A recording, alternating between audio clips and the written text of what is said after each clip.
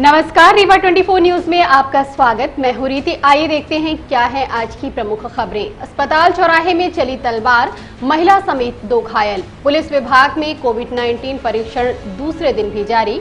भूमि विवाद के समाधान की संजय त्रिपाठी ने की मांग और क्योटी जलप्रपात में चौकी बनाए जाने हेतु सौंपा कलेक्टर को ज्ञापन। इन खबरों को आगे हम विस्तार से देखेंगे।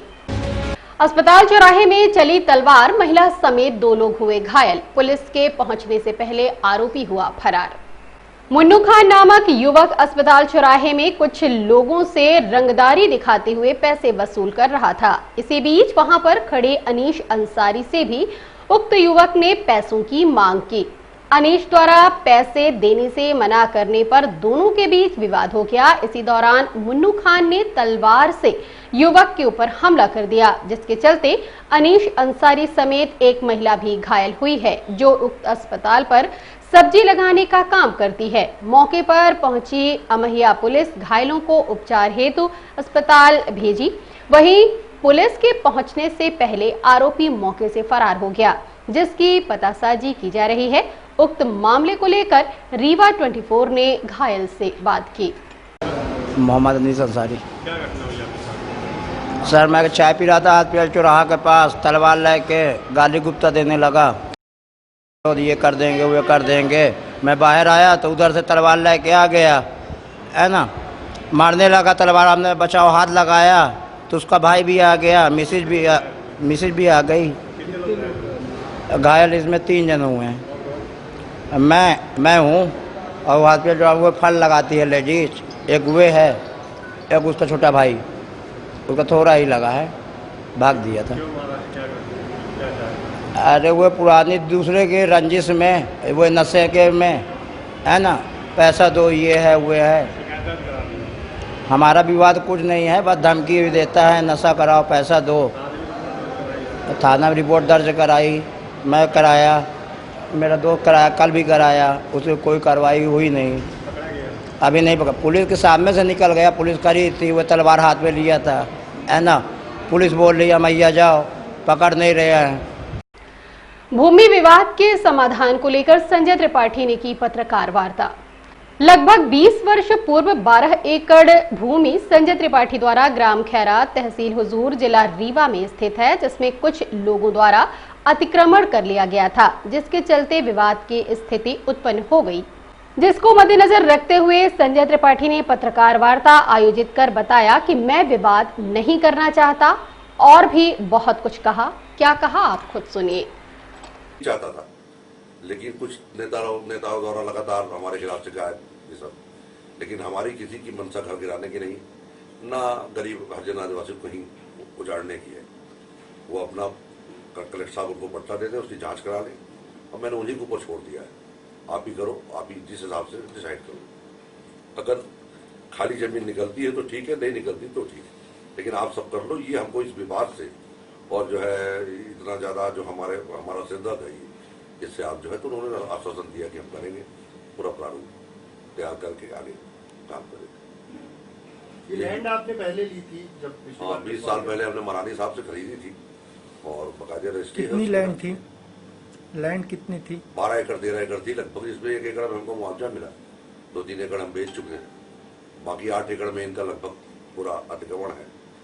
8 में 4 एकड़ में होगा, 4 में नहीं है, और मतलब जैसा भी किया अभी इन्होंने पूरा 8 ही में, तो वो भी 8 के लिए हमने कलेक्टर साहब से निवेदन किया कि आप हमला जिनके ऊपर हुआ नाजायज तरीके से, वो लगे हैं 10-20 साल से पीछे, और हमला ही नहीं हुआ हमारे हिसाब से, तो वो 40 CCTV कैमरा 20 बाजार है, तो हमला पर अभी तक नहीं पकड़ गए, तो वो तो झूठा है रिपोर्ट उनका लिखाना, वो तो चल ही रहा, वो तो कर ही रहे।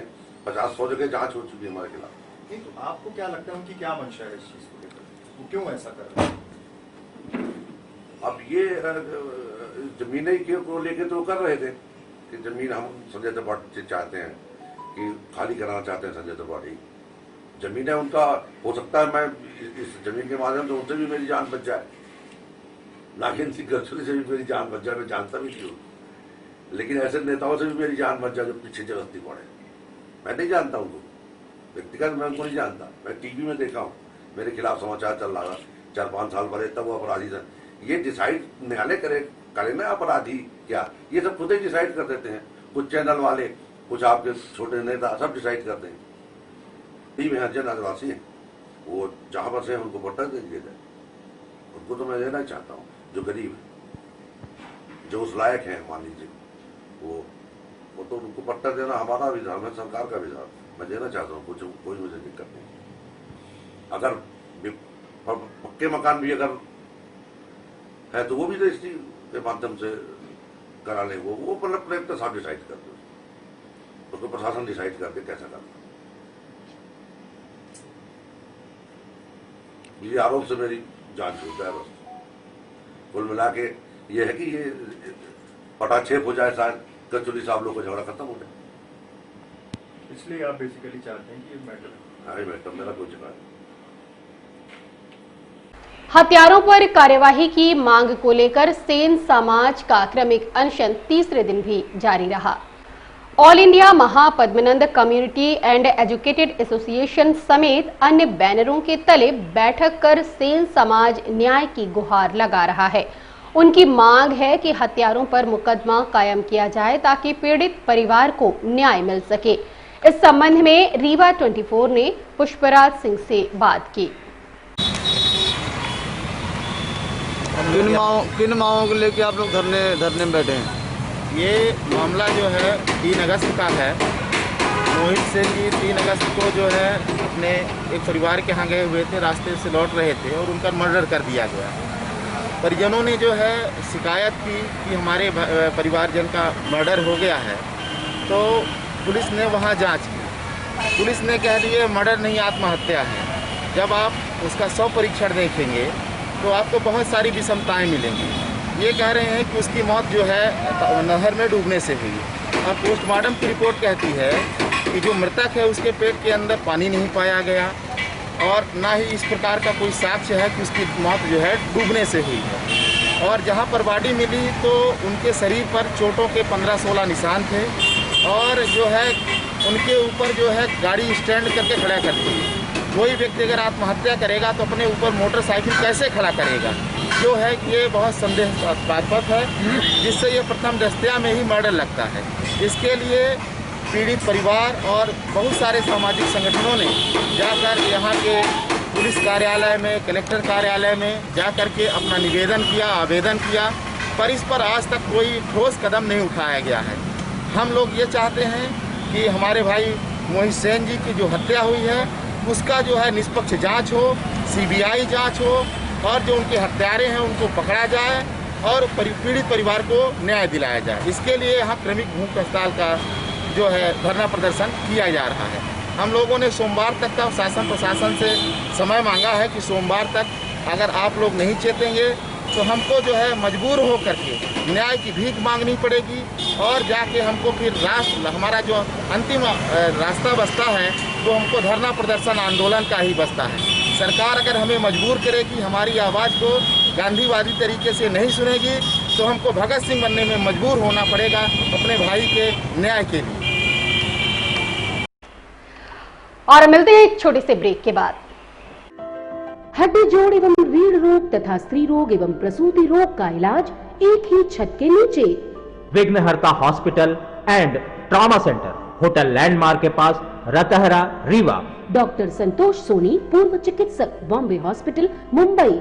हड्डी जोड़ एवं रीढ़ रोग विशेषज्ञ, छोटे चीरे एवं दूरबीन विधि द्वारा हाथ तथा पैर की हड्डियों का ऑपरेशन। गठियाबात, जटिल एवं बिगड़े हुए फ्रैक्चर का बेहतर इलाज करते हैं डॉक्टर संतोष सोनी। विघ्नहर्ता हॉस्पिटल ट्रॉमा सेंटर में ही स्त्री एवं प्रसूत रोग विशेषज्ञ डॉक्टर शैलजा सोनी भी उपलब्ध हैं, जिनकी देखरेख में नॉर्मल डिलीवरी, सिजेरियन ऑपरेशन एवं बच्चेदानी से संबंधित ऑपरेशन की बेहतर सुविधा। संतानहीन दंपत्ति तत्काल संपर्क करें। विघ्नहर्ता hospital and trauma centre, hotel landmark के पास, रतहरा, रीवा। सुविधाजनक एवं सफल इलाज हेतु आज ही संपर्क करें। विघ्नहर्ता hospital and trauma centre, hotel landmark के पास, रतहरा, रीवा। मोबाइल नंबर 7828781983 अथवा 8462956774 पर। क्योटी जलप्रपात में बीते 13 सितंबर को 6 पर्यटकों की डूबने से मौत हो गई थी, जिसको मद्देनजर रखते हुए कार्यकारिणी सदस्य मध्य प्रदेश कांग्रेस ने कलेक्टर को ज्ञापन सौंपा है। मध्य प्रदेश कांग्रेस कमेटी कार्यकारिणी सदस्य गिरिजेश पांडे व वसीम राजा समेत अन्य कार्यकर्ता कलेक्ट्रेट कार्यालय पहुंचे और क्योटी जलप्रपात में सुरक्षा व्यवस्था के इंतजाम करने, चौकी स्थापित करने व क्योटी से बैकुंठपुर एवं सिरमौर मार्ग निर्माण को लेकर ज्ञापन सौंपा। इस संबंध में रीवा 24 ने पदाधिकारी से बात की। उन्होंने क्या कहा, आप खुद सुनिए। उसके पहले भी क्योटी में इस तरह की बहुत सारी घटनाएं हो चुकी हैं। क्योटी में एक तो नदी में आए दिन डूबने से दुर्घटना हो रही है, दूसरी तरफ प्रशासनिक लापरवाही के कारण आए दिन वहां पर असामाजिक गतिविधियां, लूटपाट की गतिविधियां होती रहती हैं। इन्हीं मुद्दों को लेकर कांग्रेस पार्टी ने कल क्योटी में बैठक की थी।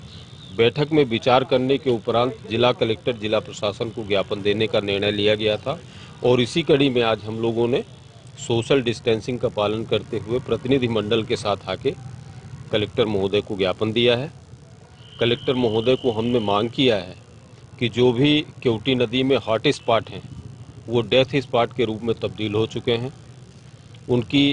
उनको चिन्हित किया जाए, हॉट स्पॉट को, उनकी बैरिकेटिंग किया जाए, चेतावनी बोर्ड लगाए जाएं, वहां पर अतिरिक्त पुलिस बल की स्थापना अस्थायी रूप से की जाए तथा वहां पर एक चौकी की स्थापना की मांग हम लोगों ने की है।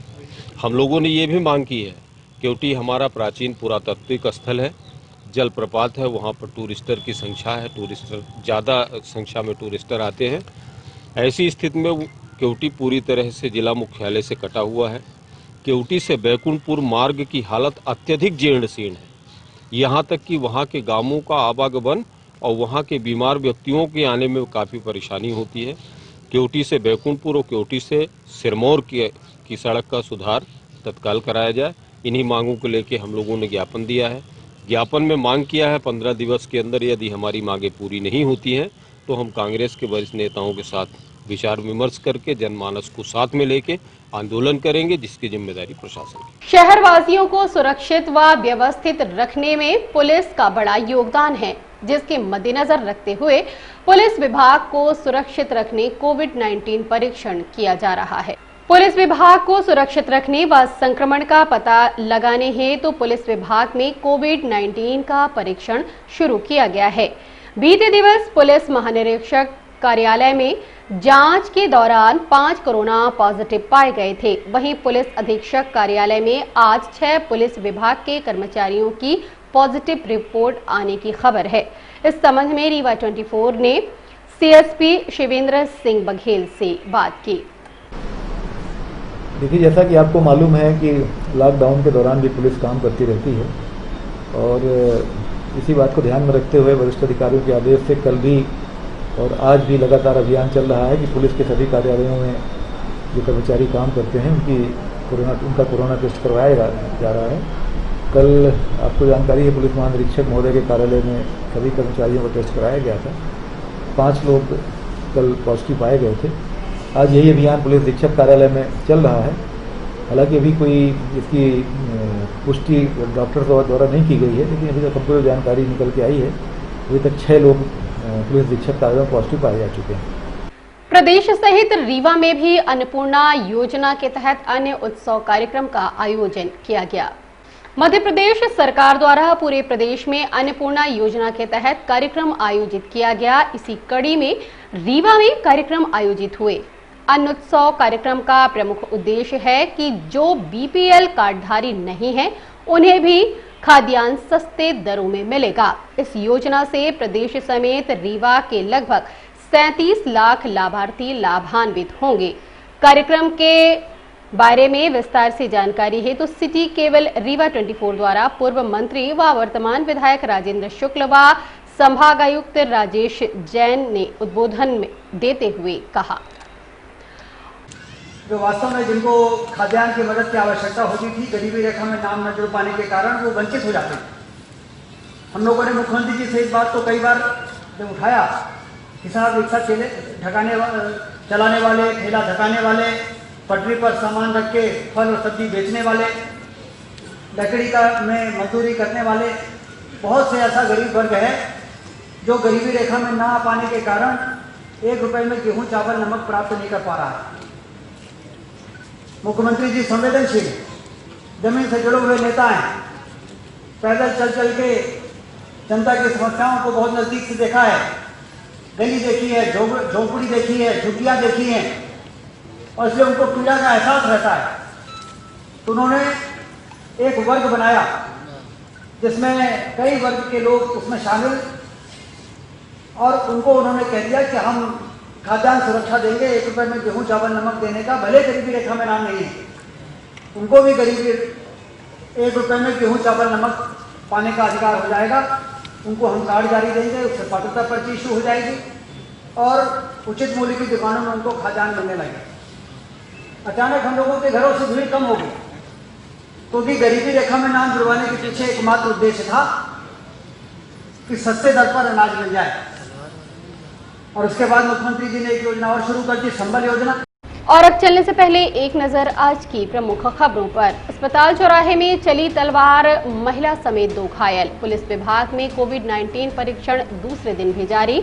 भूमि विवाद के समाधान की संजय त्रिपाठी ने की मांग और क्यूटी जलप्रपात में चौकी बनाए जाने हेतु सौंपा कलेक्टर को ज्ञापन। आज की खबरों में बस इतना ही। नई खबरों के साथ हम होंगे पुनः उपस्थित। इजाजत दीजिए रीति को, नमस्कार।